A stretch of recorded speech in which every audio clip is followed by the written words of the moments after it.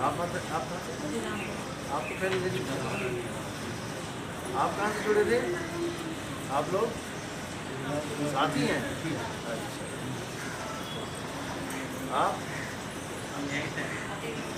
हाँ। आप कहाँ से? पहले कौन से गुरु से नाम था? किया कोई गुरु धारण किया था?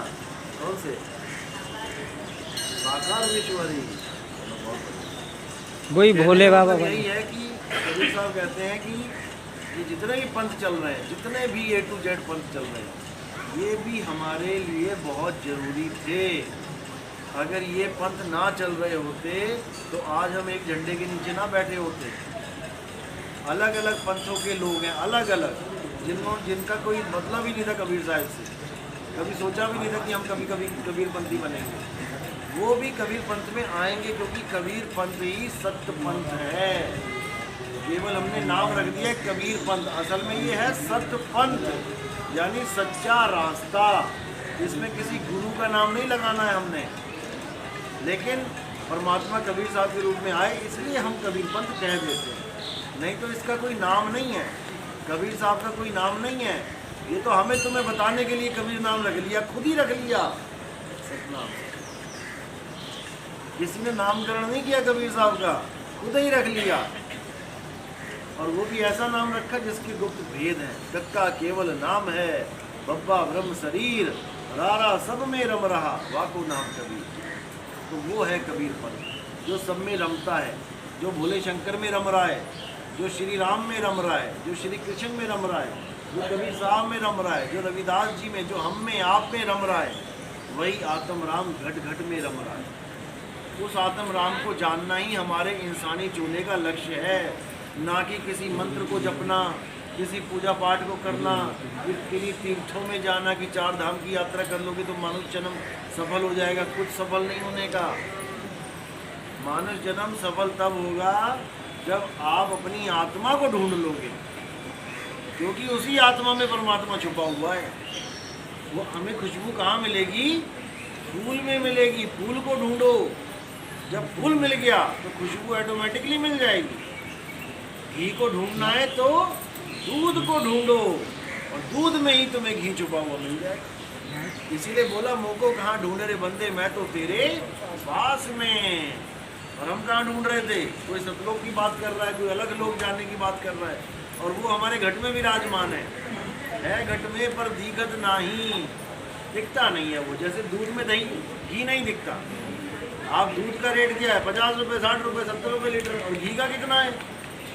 600 रुपये। तो फिर वो दिख नहीं रहा। लेकिन कब दिखता है? जब गुरु दया करता है। अर्जुन को कृष्ण जी का विश्व रूप कभी दिखाई ही ना देता, इसीलिए उनको दिव्य दृष्टि देनी पड़ी। दिव्य दृष्टि मिल गई तो वो दिखाई देने लग गया।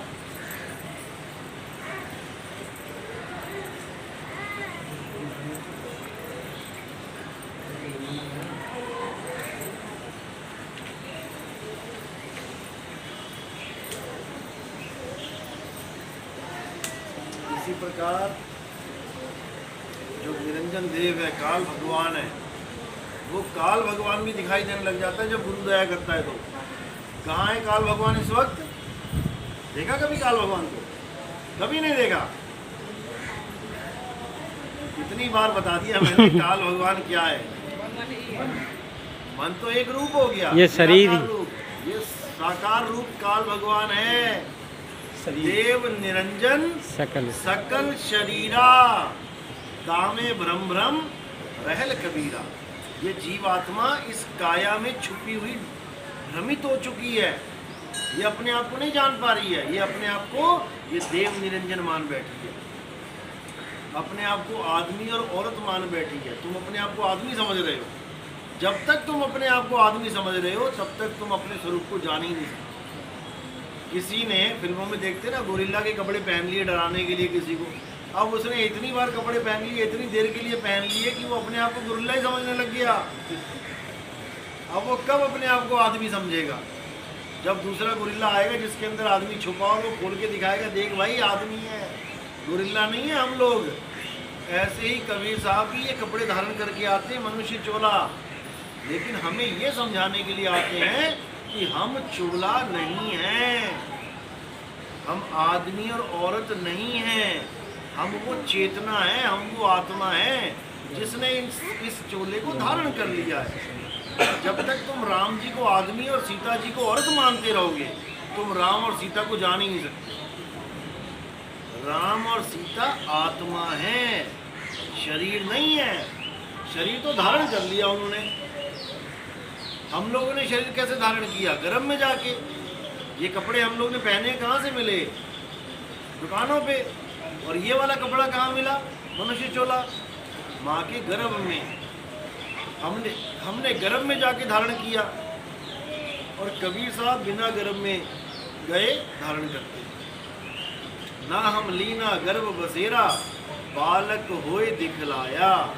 यानी मैंने तुम्हें बालक होके दिखला दिया, तो बालक से पहले क्या थे वो? बालक होके दिखला दिया, यानी बालक बन के दिखा दिया मैंने। बालक से पहले क्या थे वो? आत्मा थे।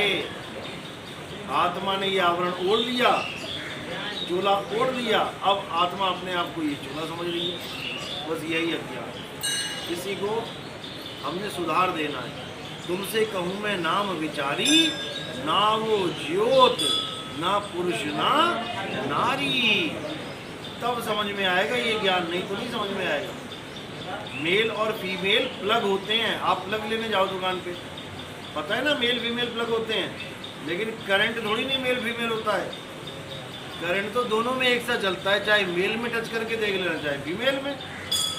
तो इसी प्रकार ये आत्मा का कोई रंग रूप नहीं है। ये आत्मा एक ताकत है, एक शक्ति है, जिसके कारण ये काया चल रही है। आदमी की काया भी चल रही है, औरत की काया भी चल रही है। जैसी अंत समय आएगा शरीर का, ये अपने शरीर को छोड़ के चली जाएगी। अब जब ये छोड़ के चली गई शरीर को, तब हम क्या बोलेंगे इसको? आदमी या औरत? वो आदमी और औरत तो नीचे पड़ा हुआ है, मिट्टी में मिट्टी हो जाएगा। आदमी भी मिट्टी हो गया, औरत भी मिट्टी हो गया। बताओ, मिट्टी बची है, अब इसको आदमी बोलूँ कि औरत बोलूँ? 2 बट्ठल मिट्टी ला के यहाँ रख दो, इसको आदमी बोलोगे कि औरत बोलोगे? ये भी आदमी औरत नहीं है, ये तो तुम्हें एक रूप बना दिया। जैसे तुमने मिट्टी से आदमी बना दिया, तो वो आदमी आदमी करने लग गए। किसी ने मिट्टी से औरत बना दी, उसको औरत औरत करने लग गए, जबकि वो दोनों मिट्टी हैं। घड़ा और सुराही, आदमी और औरत समझो, दोनों फूटने के बाद मिट्टी ही बन जाएंगे।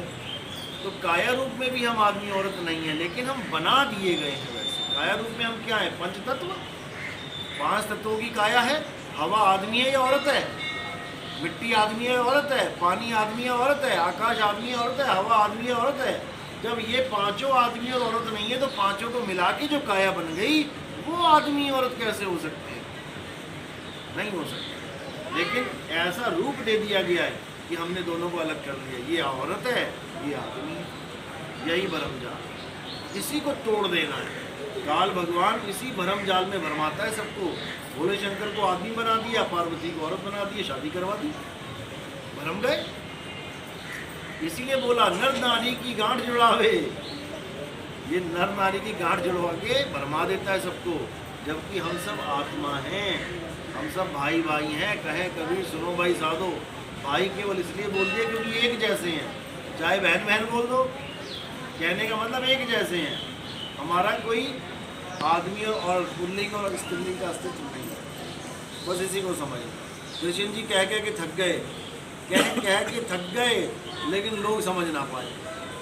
हे अर्जुन, तेरा और मेरा जो अस्तित्व है वो आत्मा है। शरीर तो इस आत्मा के कपड़े हैं। कितनी बार बचपन से सुनते आ रहे हैं हम लोग। हे अर्जुन, शरीरों का कोई अस्तित्व नहीं रह जाएगा, नाशवान है। पर आत्मा को ना कोई अस्त्र काट सकता है, ना शस्त्र काट सकता है, ना अग्नि जला सकती, ना वायु सुखा सकती, ना जल भिगो सकता है। आज तक सुनते आ रहे हैं, लेकिन जो सुनते आ रहे हैं उसको समझ नहीं पा रहे हैं। इसलिए घूम फिर के फिर शरीरों की पूजा में लग गए। क्यों? जैसे लगा दिया हम लोग को पंडित जी ने। बस दिक्कत यहाँ पे आ रही।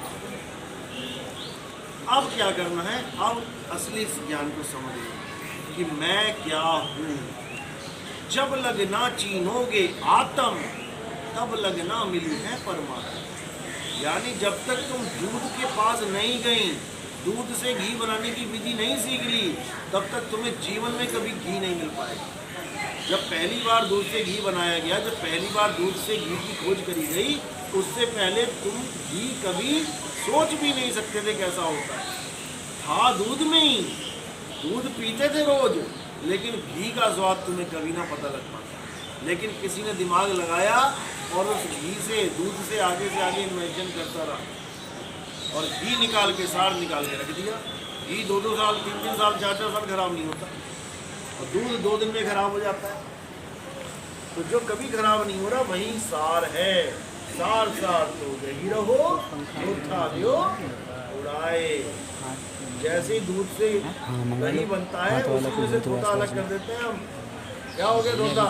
लस्सी वाला पानी, थोथा था निकाल दिया, अब क्या बचा? मक्खन मक्खन बचा। उसको भी गर्म करके उसमें से भी जो थोड़ा बहुत थोथा है उसको भी निकाल देते हैं। अब आया असली सार हाथ में। तो कबीर साहब यही समझा रहे हैं, सतगुरु ऐसा चाहिए जैसा सूख सुहाए, और सारे सार तो गई रहे, थोथा दे उड़ाए। थोथे को उड़ा देना है, सार को ग्रहण कर लेना है। यही कबीर पंथ की एकमात्र जो है वंशावली है। इसके अलावा सब अज्ञान है। जो गुरु आपको ये कह दे कि मेरी फोटो की पूजा करनी है, मैं अगरबत्ती लगानी है, मैं आदमी हूँ, तुम औरत हो, तो समझ लो कि खत्म है कहानी उसकी। गुरु कौन है असल में? शब्द गुरु है। और चेला कौन है? सूरत चेला है। ना गुरु देह है, ना चेला देह है, क्योंकि देह कपड़े हैं।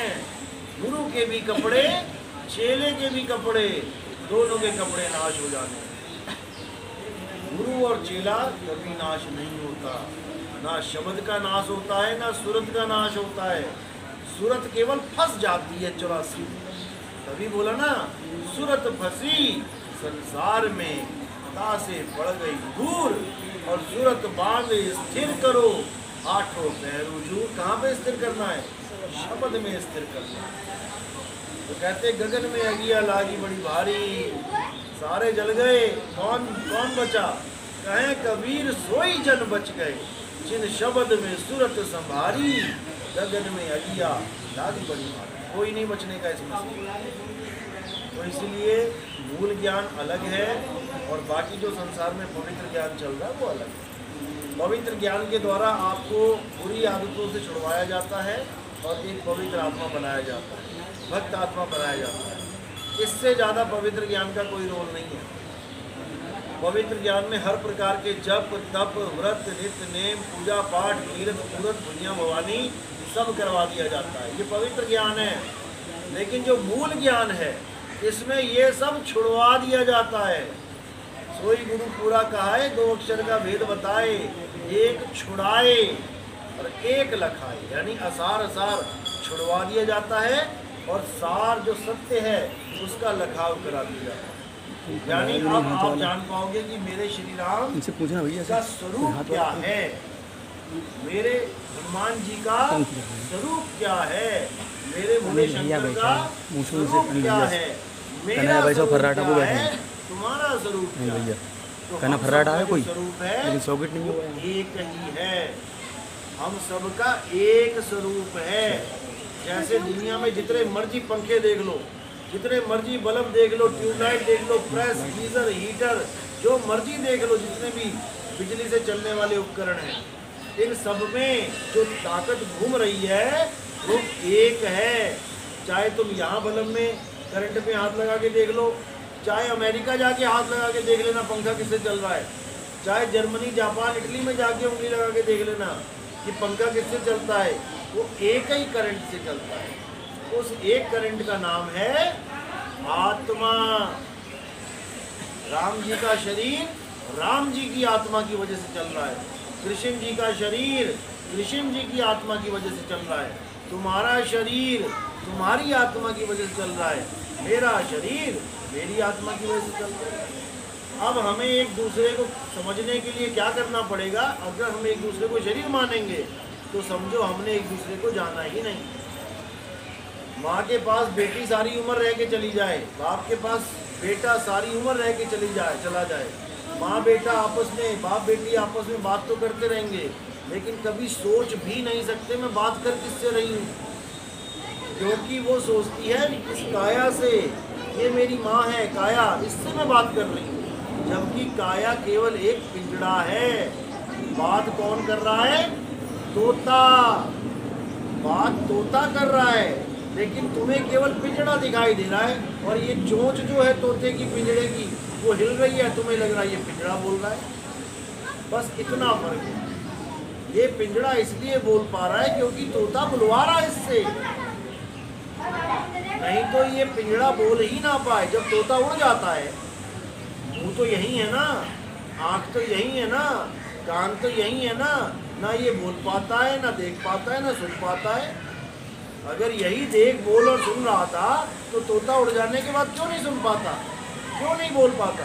क्योंकि ये देख बोल सुन शरीर नहीं रहा था, तोता देख बोल और सुन रहा था शरीर के माध्यम से। शरीर एक माध्यम मात्र है। इतनी बातें करने के लिए इस तोते को शरीर की जरूरत पड़ती है, लेकिन तोता शरीर नहीं हो जाता, तोता पिंजड़ा नहीं हो जाता। पिंजड़ा तो एक दिन नाश हो जाएगा और तोता निकल जाएगा। निकलने के लिए 9 दरवाजे हैं, सबको पता है ना, 2 कान, 2 आँख, नाक, मुंह, लिंग, गुदा, इसी में से निकल जाएगा और फिर दोबारा किसी माँ के गर्भ में चला जाएगा। क्यों? क्योंकि आया भी तो माँ की गर्भ से था। इस दुनिया में आने के लिए माँ का ही गर्भ मिलता है और कोई रास्ता है नहीं, वरना सारे आ जाते। कौन 9 महीना उल्टा लटकना चाहता है, लेकिन लटकना पड़ जाता। जहाँ से आया वहीं से आया, जहाँ चाह जो संसार में आना चाहते हैं। अब किसी को पूछो, हाँ भैया तुम संसार में आना चाहते हो? वो कहते हैं हाँ आना चाहते हैं। उनको पूछो जाना चाहते हो? नहीं, जाना नहीं चाहते। तो भैया जब जाओगे नहीं तो आओगे कैसे? 7-7 जन्म की शादियों में 7-7 जन्म की कसमें खा लेते हैं कि 7 जन्म तक तेरे साथ निभाऊंगा। अब 7 जन्म लेने के लिए 7 बार गर्भ में जाना पड़ेगा। क्या फायदा ऐसे उसका?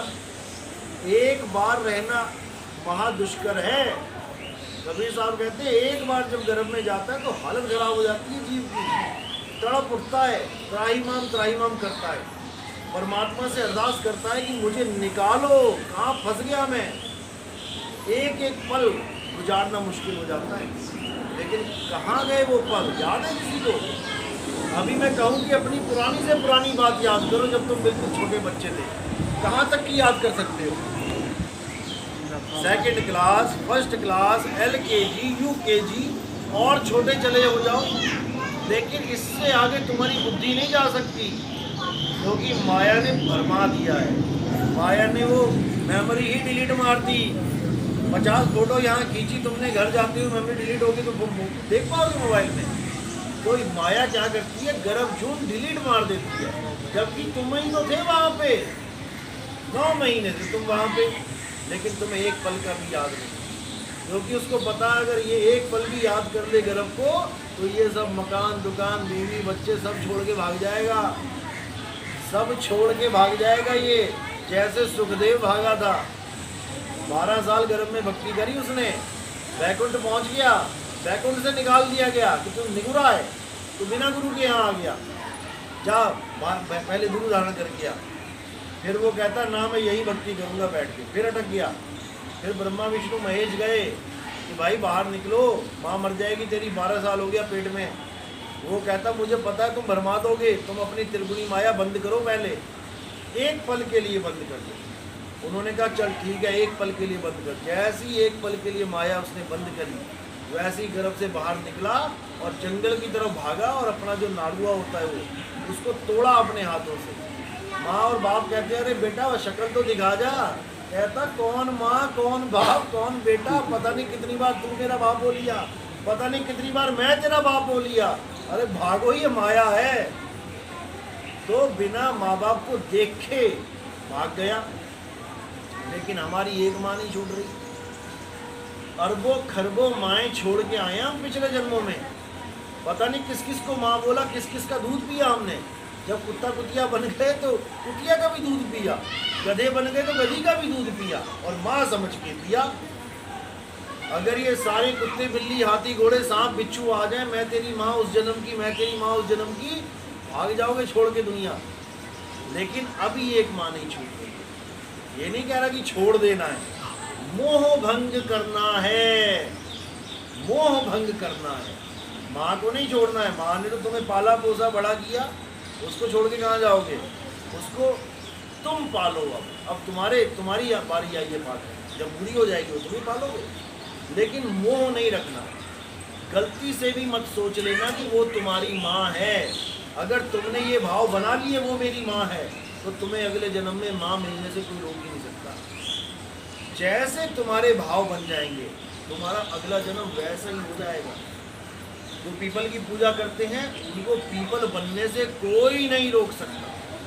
जो तुलसी की पूजा करते हैं उन्हें तुलसी का पेड़ बनने से कोई रोक नहीं सकता। जो सांपों को दूध पिलाते हैं उनको सांप बनने से कोई रोक ही नहीं सकता।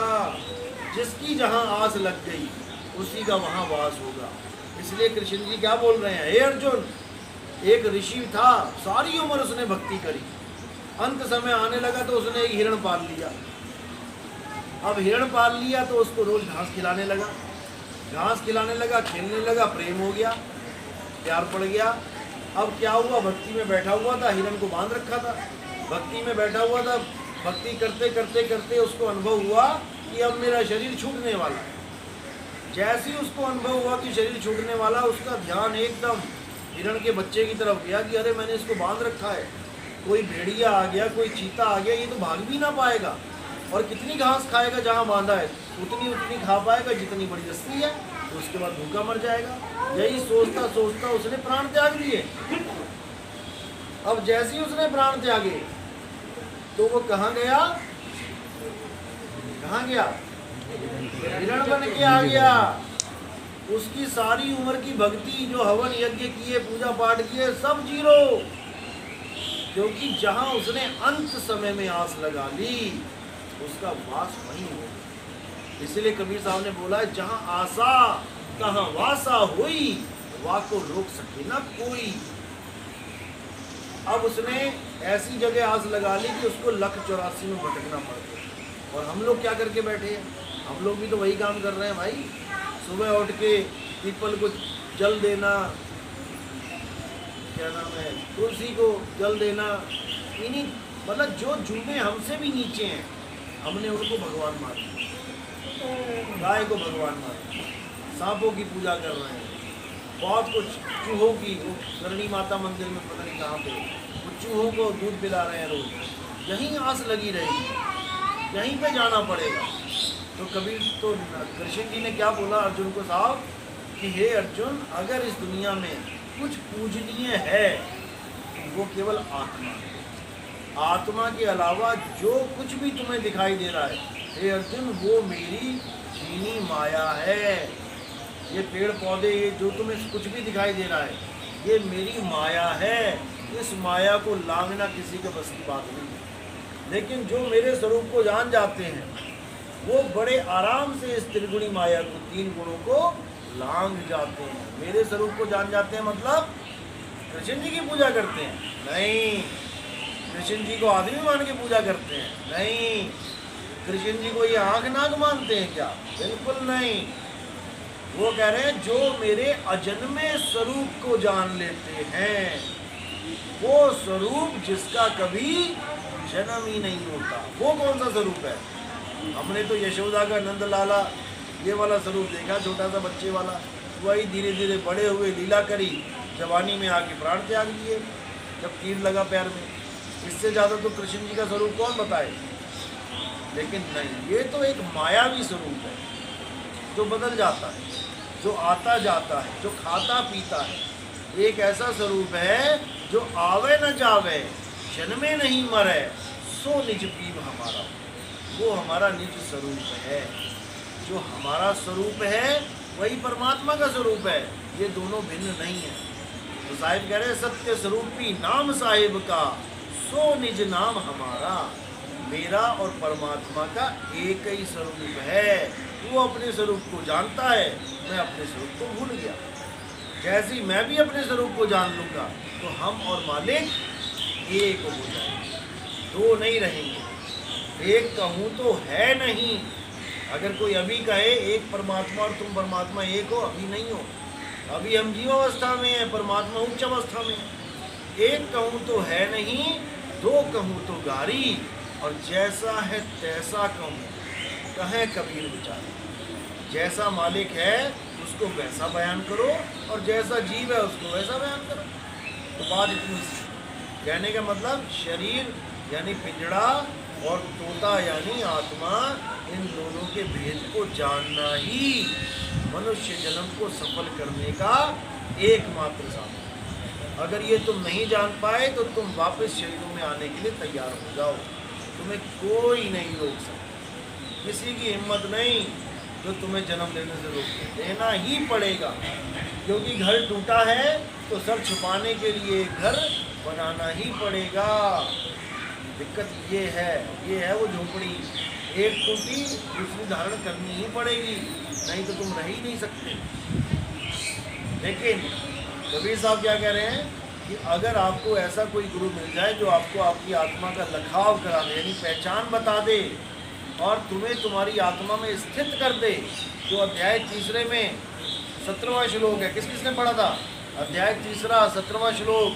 हे अर्जुन, जो अपनी आत्मा में निर्भर हो जाते हैं, जो अपनी आत्मा में रमण करते हैं, जो अपनी आत्मा में संतुष्ट हो जाते हैं, उनके लिए कोई धार्मिक कर्म कर्तव्य लागू ही नहीं होता। उनको कोई कर्म कर्तव्य नहीं है कि मंदिर जाके पानी चढ़ाओ, कि मंत्र जपो, कि भगवानों के तीर्थ मूर्ति यात्रा करो, कुछ नहीं करना।